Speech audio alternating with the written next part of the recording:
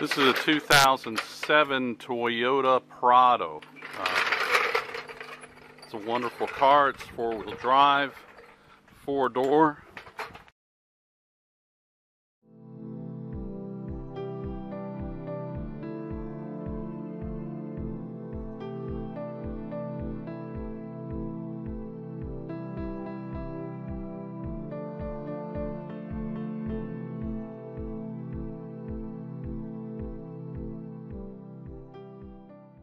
The worst thing about this car is it's gasoline. And gasoline in Chile is really expensive. We'll be replacing the right side CV joint.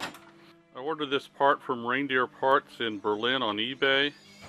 Well, I paid about $58 American, and to get it here to Chile, shipped and in my hand, cost me about $150. The part and shipping and everything. What we did is we took off the old part, and which is broken, and we disassembled it. So there's the inside shaft that connects to the gearbox, and we plugged up that hole so the grease and oil wouldn't leak out. And so Andrew's going to put all this back together. Andrew knows what he's doing. He's done this a couple of times before. Okay, so at this point we got a jack is jacked it up. We've got jack stand here, another jack stand there, and we've got a log behind the back wheel. Off comes the tire, wheel rim, whole thing, and there's our subject.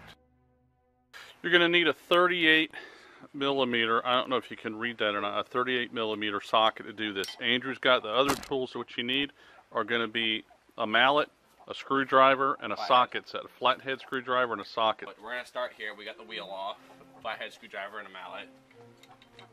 There's going to be a little tiny lip in between the disc and this little cap right here. You just gotta go around and hit that. Don't worry if you bend it a bit, it should be fine because it's pretty elastic. You can unbend it later.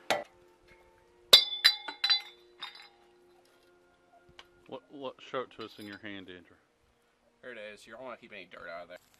Okay, there it is. So you got a castle nut right here. Now, first on top of the castle nut, you have this sort of retention nut here. It's more like a rubber or a metal casing, and that's where your cotter pin is going to go through that. The newer one, it appears, has a castle nut. This one has a metal casing around it. You're going to go ahead and take that pin out.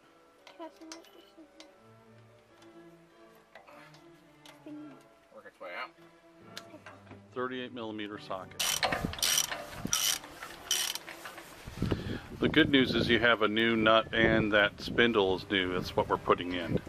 So, you know, if that one's messed up or boogered up, then you're in good shape. Yeah, the outer CV joint is this right here. It's the same part we have right here. You can see the new one is slightly different, but as long as the dimensions are the same, which is the number of teeth here, and the shaft size on the outside, it should fit. So we're gonna have to double check that.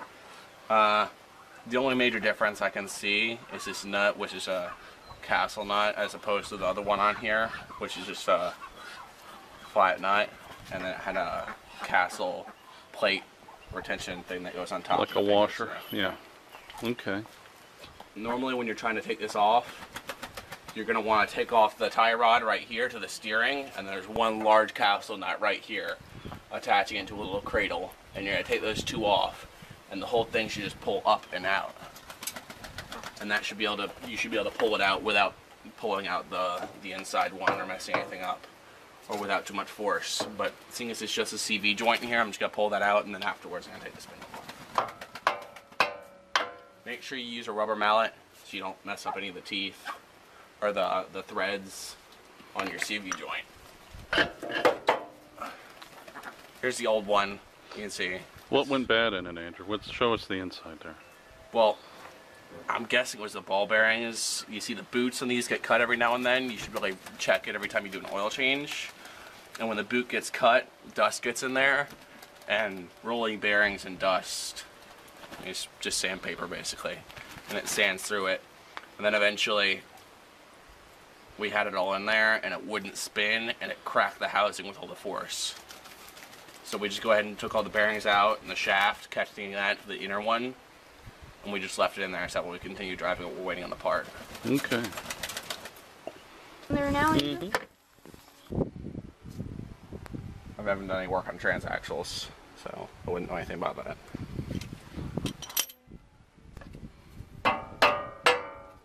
And if you can hit places where it won't mess up the threads, all the better. Just tap it out.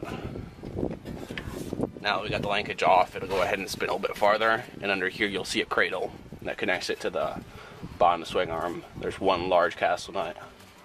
If you can avoid it, on this one for example, I'm going to take off these two bolts right here, because that's going to be easier than taking off the large castle nut. So just make sure you think through a couple things before you go ahead and work it out.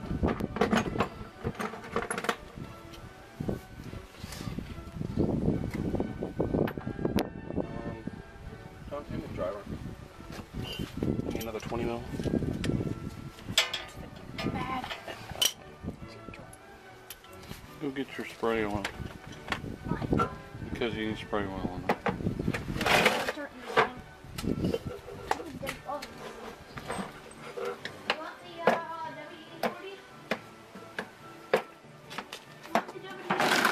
Yeah.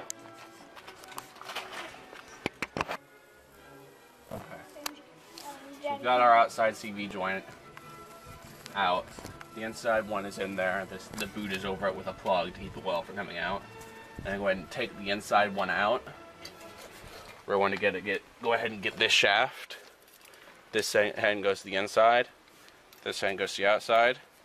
Gonna have a little retention clips right here. We're gonna put it back together, and we're just gonna push the whole thing back in there, rather than trying to assemble the two joints to the shaft while they're on the car. It's gonna be a lot easier to take them out.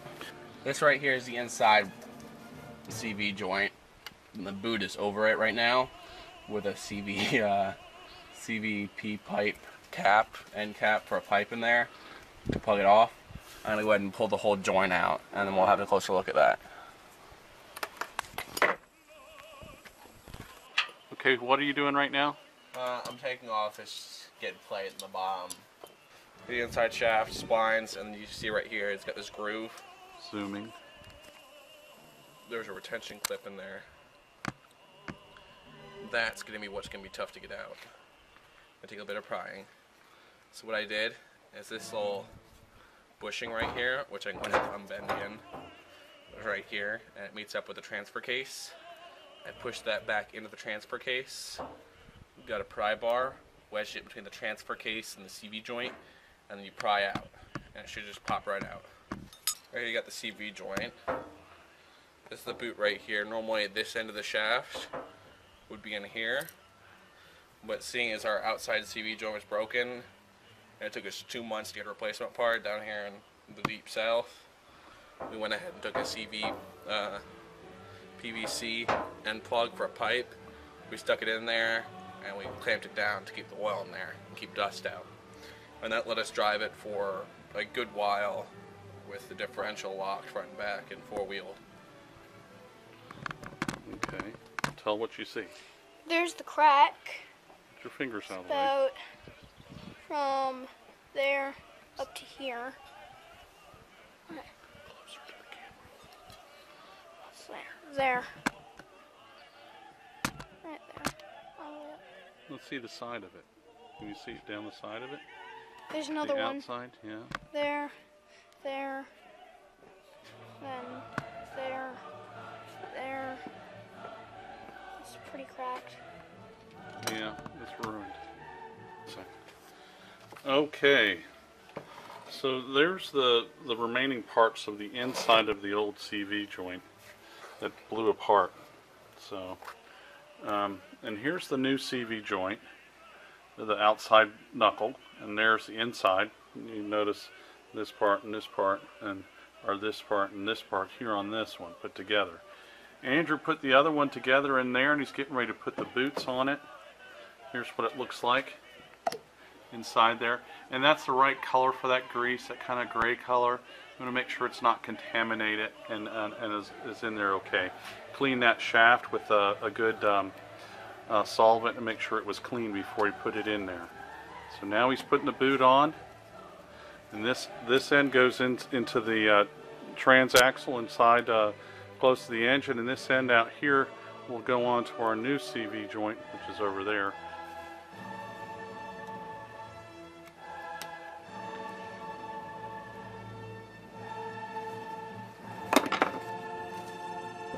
So it accordions in and out on the inside.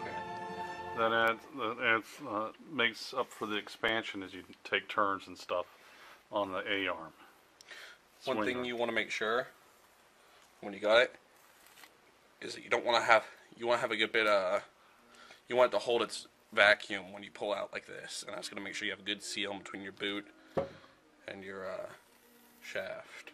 I mean, there can be a little bit, but if I do something like that, I want it to stay, and that means there's not going to be any ingress of water or dirt. Here you can see the boot's pinched right here. And it's bubbling out. I'm going to want to make sure I can fix that before I go ahead and put it back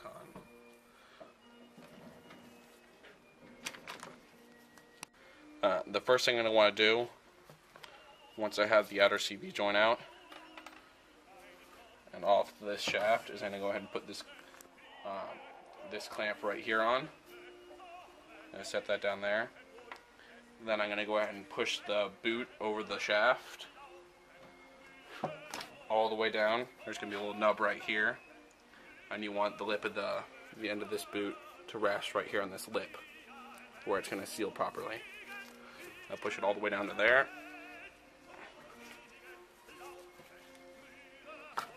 Oh. There we go. Now I'm going to go ahead and set this clip right here, this retention clip. I'll push it over the top, set it on the top lip, and then use my fingers, and I'm just going to push it down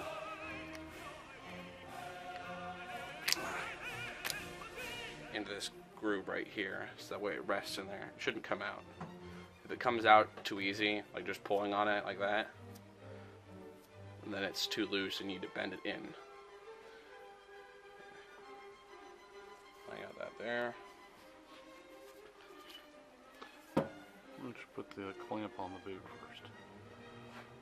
I still want to be able to slide it when I put it on there. Okay.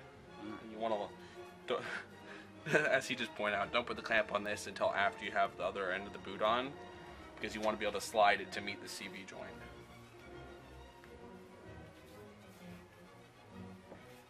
And the reason you won't put the boot on, of course, is because you can't get it on once you have the CV joint on. So, comes with this grease right here. Nice and thick, sort of dark brown. Actually, it's kind of a gray. I'm just going to go ahead, figure out how I want to do this. I think I'm going to go ahead and set it like right here. I'm just going to pour all the grease into the bottom. Stick the CV joint or the shaft in. I'm going to have to beat it down a bit so that way this retention clip right here clicks in there. And then I'm going to go ahead and pull the boot over it. And you're going to want to do it this way so that way you don't have to try to pour the grease in afterwards and all the grease stays in the CV joint. So.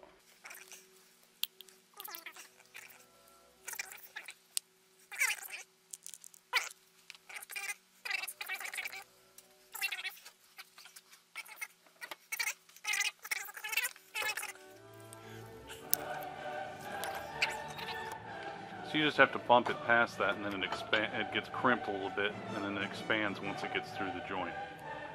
Yeah. Basically. Make sure you're in the right splines, obviously. There is no right or wrong splines. As long as You it's have set. to be in, it has to be set, yeah. As long as the splines are set, there's no right or wrong.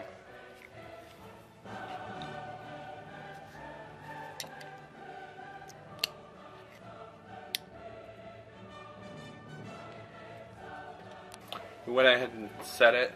I pushed the pin in there a little bit and I just whacked it down the top.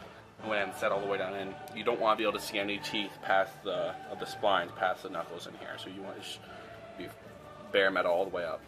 Now I'm going to go ahead and grab the boot, slide it down to its little lip right here. And then I'm going to pull the other end of the boot around, work my way around, and just push it down, and you should know when it's on there. Seat it well. And do the other end. So we should. Or take apart one of them too. Oh. Just set it down on the thing. Alright, so and then after you get the boot on, you're going to go ahead and put the clamp on, and then we'll come back to you guys when we get ready to put it in the car. Alright, so Andrew, go ahead and go do that, and then we'll come back to you.